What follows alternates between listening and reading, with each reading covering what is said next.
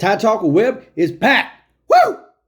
Fired up about this game. You don't even know how fired up I am about this game, man. Let's do a quick recap, and then we'll go back over some stuff. All right, first quarter, Bama gets the ball, first down, sacked, into the drive, blocking problems as usual. LSU gets the ball, scores, neighbors, wide open, 7-zip. Bama, second drive, Bama drives down the field, Milroe runs it in, 7-7, baby. Getting it through. That drive was really good. Milroe was killing it. He was throwing short intermediate passes. He missed on one long bomb. No big deal, like I said, because he ran it in. We kept driving the ball. LSU gets it, drives, goes for it on fourth down, doesn't make it. That was big. Bama drives. Milroe runs it in, 14-7, baby. LSU gets it, second quarter. Bama D kills the drive. Big. Bama drives, misses a field goal. One of two field goals Reichard missed. Guy's money. I don't know what happened tonight. LSU drive, TD, 14-14, baby. Done. Then Bama drives, Milroe runs for another TD, 21-14, Bama. The guy was a running son of a gun tonight. Amazing. LSU's drives. Bama gives up a long QB run. It was insane. It was like 40 yards. 21-21. Move on to the third quarter. It's all tied up. Sorry. 21-21, tied up. LSU gets the ball after halftime, drives down. 28-21. Bama gets the ball, drives long. It was a long drive. We get a touchdown. Milroe runs it in again. 28-28, baby. LSU gets the ball. We forced a punt, which was huge. Bama drive. Milroe runs in again. 35-28, fourth quarter, baby. Going into the fourth. Woo! LSU drives. Bama intercepts it. It was tipped. Terrion Arnold grabbed it and came down with it, which was huge. It was almost a nail in the coffin. On this same play, and I hate to see this because Jaden Daniels is in my opinion, one of the top 4 quarterbacks in the country. The kid's amazing. We still would have won, but it would have been probably a 7-point difference. But he got hit on a play that it could have been targeting. It was tough, but he came down with all his weight on him. I don't know if it hurt his jaw. He came back in for one play, and then the backup quarterback, Nussmeier, came in. But, yeah, I don't know. We'll figure out what was going on with his jaw. Something happened. I felt bad. He's one hell of a competitor. Hats off to him. He fought all night. So, the Bama drive. Bama gets a TD, 42-28. LSU gets it back. Nussmeier comes back out, back up QB. LSU drive. They had to punt. Bama drives. We missed a field goal. LSU drive. They turn over on downs. And then Bama, we started driving into the game. Some key points of the game for me was there was some penalties, yes. We kept them very few and far between, which was huge. We were able to run the ball. At first, we weren't able to run the ball, but I think with the way that we had designed the offense, Tommy Reese designed it, there was a lot of design runs, a lot of QB runs, a lot of RPOs. Most of the offense was straight reads, RPO reads, no huddle. It was amazing. Hats off to Tommy Reese and that offensive line. They did phenomenal. Jalen Milroe, probably the best game he's played all year.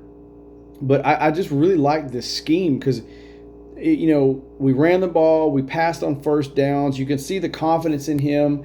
The offensive coaching staff has full confidence in him. They're throwing on first downs. They're allowing him to make quick reads. He's running for first downs. I mean, the guy was MVP of the night. Now, don't let me take anything away from the offensive line. They played amazing. And the defense, I mean, for all the great play that Jaden Daniels had, we came up when we needed it. We got the INT. We got 2 or 3 punts out of them, which was amazing. And that's what I said before the game. If we can get 1 or 2 punts and an INT, even if they don't get any points off of it, we're golden. But the INT we got obviously a touchdown off of. But that was the biggest thing to me. I think that was the most complete game Bama's played. I mean, I really feel like they played every bit of all 4 quarters. And it was phenomenal to me how they played. And yes, it helped being at home.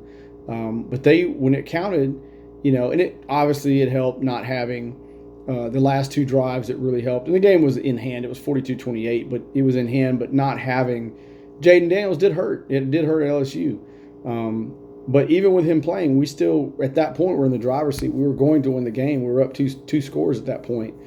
Like I said, the only thing, in my opinion, that got a D- was kicking.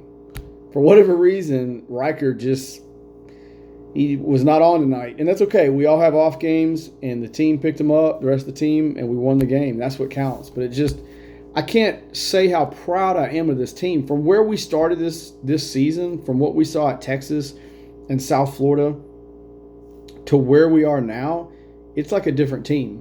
And what Tommy Rees and that offensive coaching staff has done with him and that offensive line is nothing short of miracles. I mean, it is absolutely phenomenal what they did and have done and are doing. And also, don't take away anything from Milroe. Milroe put in all the work. He literally said the start of the year he wasn't going to work on any running. He said, I can run. That's a natural given talent from God. I don't care. I need to be better at passing. What did he do? He hunkered down. He got down there with it. When he got benched in the South Florida game, he supported his team, was a great teammate, won over his teammates. It's like tonight. He put his shoulder down and got up in there when he had to. I mean, absolutely phenomenal. The wide receivers were blocking for him. The defense had just enough stops what they needed. I just can't tell you how proud I am of this team, regardless of how it was going to end near the end. I'm so proud of Saban, all these coaches, Kevin Steele, Tommy Rees, just phenomenal. The way the backups have played, the way the starters played, the way the defense have played, the way those D-backs played tonight. I mean, they were not giving anything up. Yeah, they got some slants on us. They got this and that and the other, and they got some quarterback runs. And you got the naysayers that, Bama can't play with Bama, they can't. They have a hard time with dual threat quarterbacks. Well, hello, everybody does. Everybody in the country does. If you don't believe me, then go look at the teams that we beat. Alabama's beat with Jalen Milroe. Go look at the teams that LSU's beat. Everybody has a hard time. Ask anybody who plays Michael Penix that plays for Washington. But just phenomenal, man. I just can't get over how absolutely phenomenal we played all four quarters. The defense played absolutely phenomenal. Pinned their ears back all night. We gave up some stuff, but we kept with it. Like I said, I said this all week. We just needed to have one or two stops and an INT, and we could probably win it. As long as we could keep scoring, have some long drives, we'd be fine. And I was worried, I'm not going to lie to you, but it was amazing. I'm so proud of this team. I think Saban's best coaching job since 2008, 2007 is this year. I mean, we don't have a first-round wide receiver. That's a fact. We don't have a first-round running back. That's a fact. We don't have a first-round quarterback. That's a fact. Most of the offensive linemen are not going to play at the second level in the NFL. The defensive line is kind of pedestrian. But the farther in this season, those guys have just gotten better and better and better. And it's just amazing. And it's not only the hard work the players are putting in, one, but two, what the coaches have done.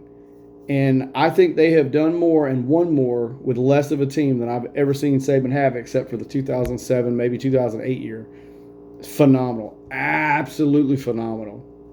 Hats off to you guys. Roll Tide. I'm so fired up. I'm going to do another video later in the week.